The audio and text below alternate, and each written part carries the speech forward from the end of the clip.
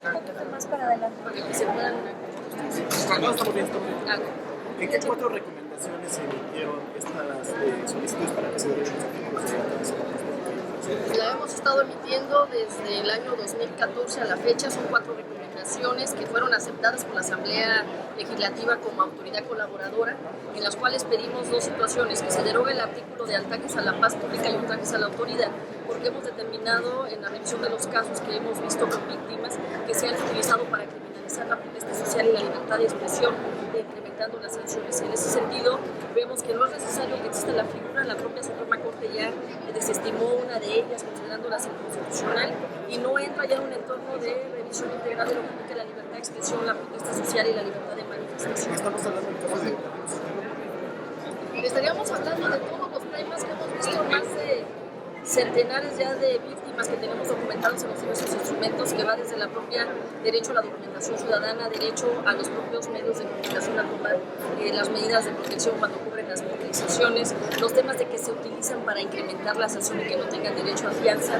Todos estos aspectos que ya tenemos documentados, vemos que en la medida en que se diera la derogación de manera integral, se van a tener que de manera retroactiva beneficiar a personas que tuvieran ahorita ese incremento, pero aparte erradicaría la práctica de detenerlos, incrementarle la sanción y que acaben de recluidos hasta que no logran los armados correspondientes. De hecho, la propuesta ya está en comisiones.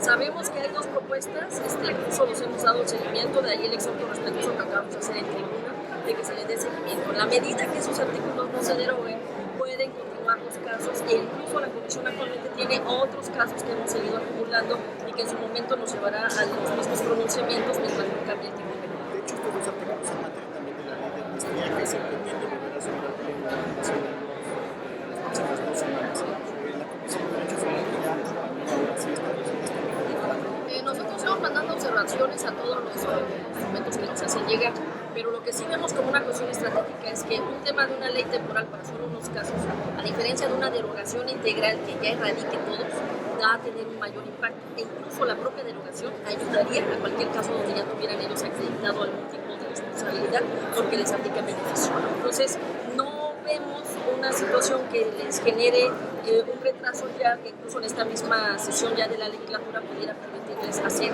todo este análisis, tanto atendiendo lo que ya determinó la Suprema Corte como atendiendo las 4 recomendaciones que hemos emitido como comisión, y que seguiremos exhortando, aprovechando estos foros, estos espacios de pleno incluso, para que se visibilice la necesidad de esta derogación. Doctora, este documento que viene a la Suprema Corte, ¿existen realmente derechos en peligro en la Constitución de la Ciudad de México? Sí, con todo gusto. Vamos a estar convocando a la comisión para hacerles una explicación a todas y todos ustedes como medios de comunicación, para que puedan conocer los alcances que tienen las impugnaciones tanto de Procuraduría como del caso de la propia Comisión Nacional de Derechos Humanos y los casos de las controversias presentadas por la Consejería Jurídica de Presidencia y por la propia Senado de la República.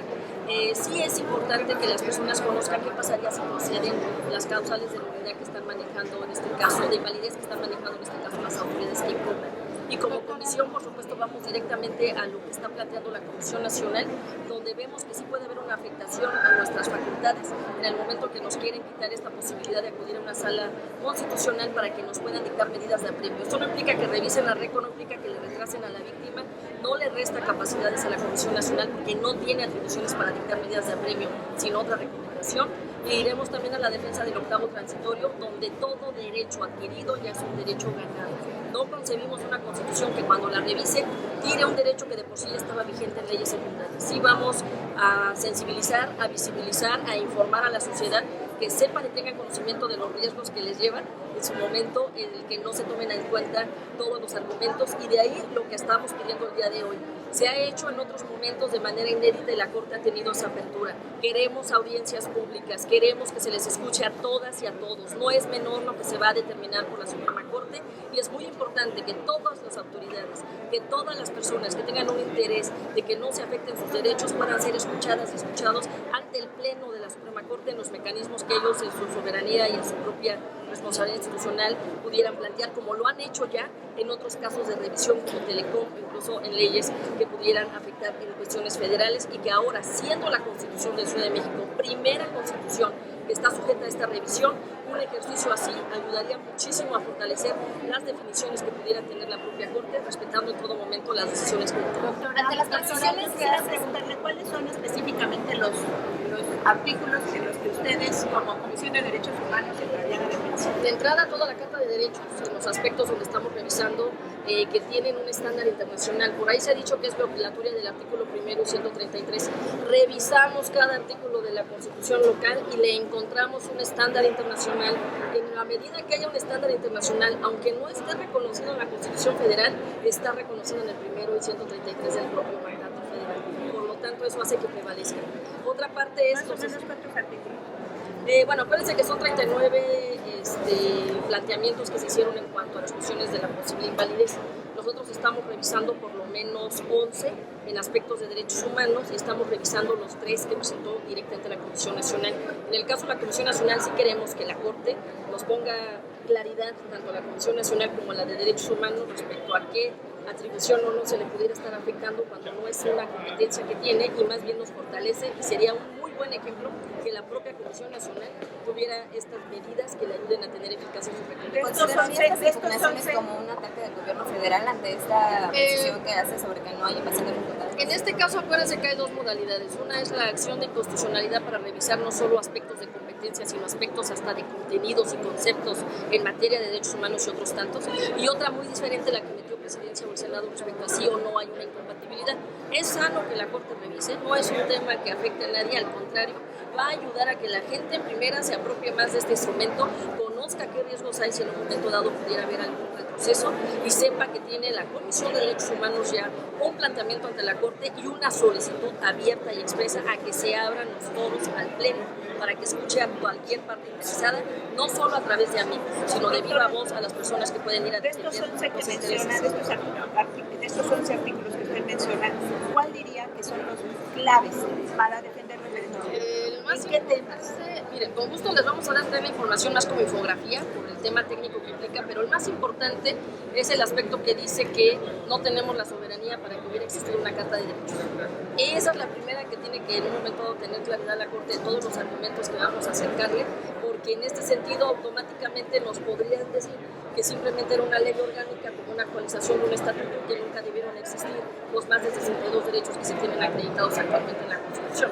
Entonces creo que ese va a ser el primer eje que va a ser muy importante sobre la diferencia entre soberanía y autonomía, y cómo hay otros países como Argentina, que Buenos Aires tiene su constitución con Carta de Derechos, y cómo aquí no habría una situación que vulnere ningún otro escenario. Otro importante es si te prevalece una constitución que contemple más derechos que la propia Constitución Federal. Depende del planteamiento, no es que contemple más derechos, es que reconoce los estándares internacionales vigentes, que aunque no estuvieron reconocidos en la Constitución Federal, por el simple hecho de la reforma del 2011 ya están vigentes y se han hecho valer ante instancias internacionales. De ahí que será importante ese primer ejercicio que pueda hacer la Suprema Corte, la revisión, que como insisto, no es algo ajeno a cualquier posibilidad, siempre se tiene derecho incluso a no tener razón y a ir a una instancia y decir, revísenos, pónganos orden, y confiamos en que la capacidad, la trayectoria y el trabajo que tiene la Suprema Corte ayude a fortalecer a este instrumento y que quede con toda claridad qué alcances va a tener y qué sí vamos a ir a defender en todos los niveles para que se abran los espacios a sociedad civil, a los propios constituyentes y la propia comisión que se considera como autoridad que puede ser afectada si en un momento dado procedieran las acciones porque vulneran derechos humanos que tenemos que garantizar y vulneran competencias que ya teníamos gracias a esta constitución local y que podríamos perder si procedieran las acciones. Oiga, doctora, en el tema de población callejera, usted decía aquí que la gente que no va a apoyar usted una limpieza, digamos, en las calles. Sin embargo, la gente se está quejando porque hay un aumento de la población indigente sin que las autoridades los atiendan, sin que la Comisión de Derechos Humanos los atienda. Estas personas defecan en la calle, tienen relaciones sexuales en la calle, trafican con droga, en fin, una serie de cosas. ¿Qué es lo que va usted a hacer para que las dependencias trabajen y hagan que estas personas se vayan a los centros? Miren, ya existe el protocolo interinstitucional que permite que ya se agrupen tanto delegaciones como diferentes dependencias para que haya realmente una ruta de atención diferenciada. No solamente es una persona adulta mayor que perdió un empleo en la calle, no solamente es una joven adolescente que salió de su casa por violencia intrafamiliar, ahora hay niños y niñas que están naciendo en la calle.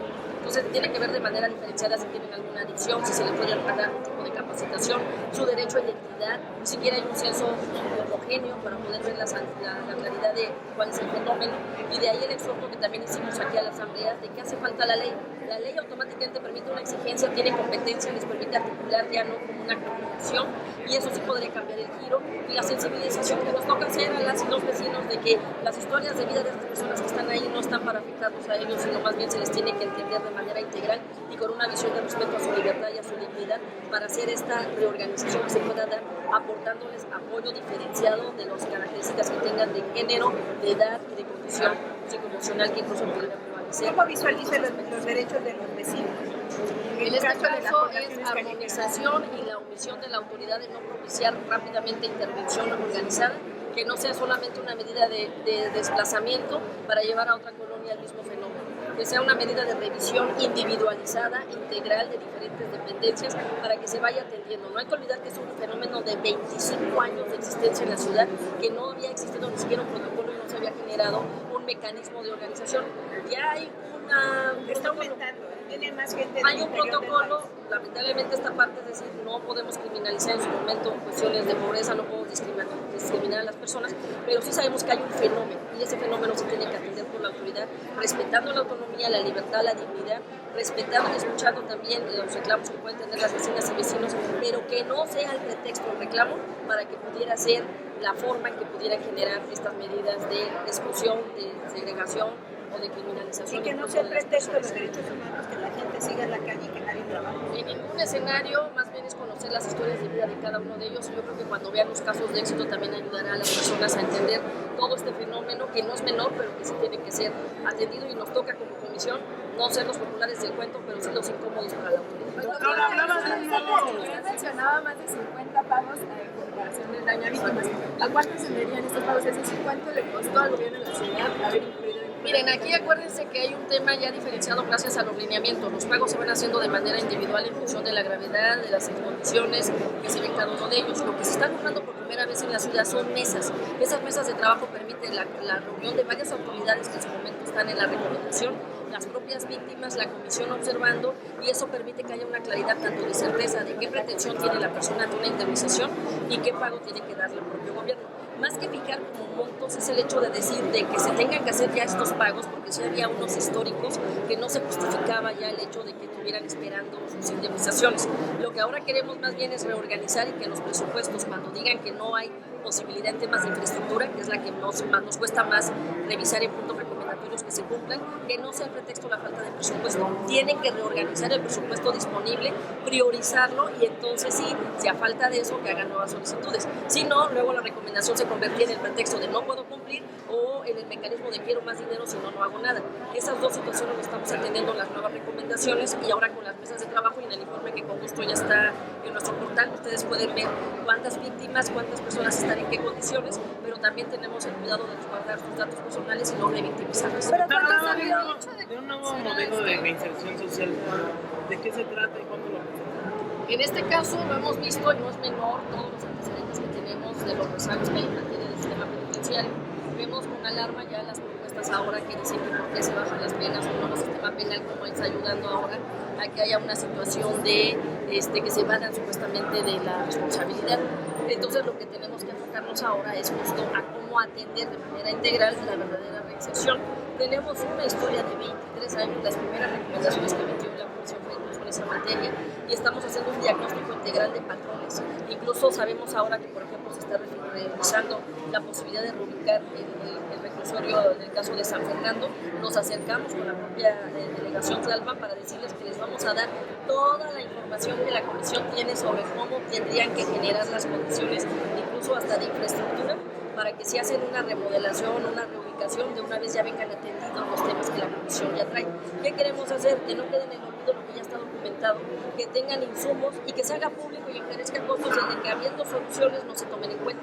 Ahí es donde vamos a partir ya a generar esto, el modelo de propuesta general. O sea, convocando a la propia autoridad, sociedad civil, academia, revisando el histórico de recomendaciones, revisando el histórico de quejas que tenemos como comisión, y atendiendo que si en esta ocasión la logramos, tendría que haber una baja en los índices de reincidencia. De lo contrario, sí se puede desperdiciar un trabajo de más de 24 años que tiene la institución y que al día de hoy nos obliga a pronunciarnos en esta tema. ¿Cuáles son los principales vicios Antes de que acabe el año. que se detectan en los sistemas penales? ¿Qué es lo que está pasando aquí en la Ciudad de México? Miren, con gusto, y lo han visto ustedes, no solo en los temas que se han mediatizado, sino aspectos que hemos visto en recomendaciones que van desde la propia tortura, la situación laboral de los propios custodios, las cuestiones del hacinamiento, las cuestiones de cómo se están manejando los derechos al interior de la propia lugar, del espacio donde están purgando sus penas, el derecho a la salud, que sigue siendo un gran problema sobre las cuestiones de qué seguro se le puede dar a las personas que no tienen los médicos suficientes, como lo ha reportado de manera constante la Secretaría de Salud. Entonces, como vemos todo un fenómeno ya tan amplio, integral, y vemos que incluso hay una visitaduría en la comisión que se dedica exclusivamente a ver todos estos temas, sí necesitamos ya sacar una cuestión integral que permita prever, anticipar, pero sobre todo, como lo hicimos en la propuesta general de tortura, identificar patrones de comportamiento o de aspectos que, si no se hace, como por ejemplo cuando reportamos las condiciones en las que estaban los lugares para adolescentes en conflicto con la ley, pues eran lugares donde no tenían ni un sanitario adecuado, ni una cama, no había medidas de protección civil. O sea, toda esa parte que ya hemos denunciado, si la autoridad hace un antes y un después, sí cambian las condiciones, y sí apostamos a eso, pero que primero la sociedad sepa que hay soluciones, que hay medidas, que hay diagnósticos, y que se los vamos a entregar a la autoridad de manera sistematizada. Gracias, chicos, pues váyanse a Perdón, doctora, no dijo bien la cifra de cuánto haciendo lo de la reparación del daño. Esa te la no damos como número, sino te podemos dar como te podemos dar la ficha, si quieres, pasamos el dato porque está en el informe y ya hay una tablita. Te decimos el número de personas, cuántos casos han atendido y en cuánto tiempo. Gracias. Sí, doctora.